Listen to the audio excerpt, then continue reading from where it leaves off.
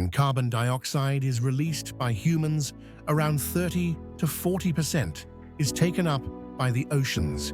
The rest either remains in the atmosphere or is absorbed by the land.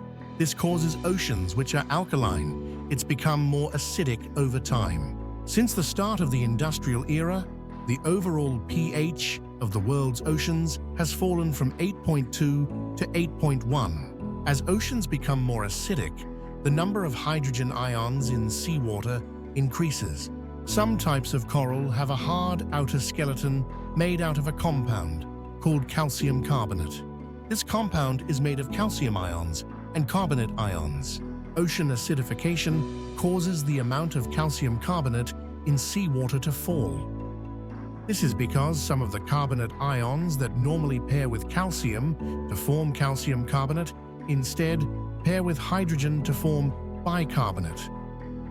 With less calcium carbonate around, cows find it more difficult to rebuild and grow their skeletons. This increases the chances of coral death. If you enjoyed this deep dive into the world of science, don't forget to hit the like button and subscribe to the channel for more exciting discoveries and mind-blowing facts. Thanks for watching, and see you in the next video.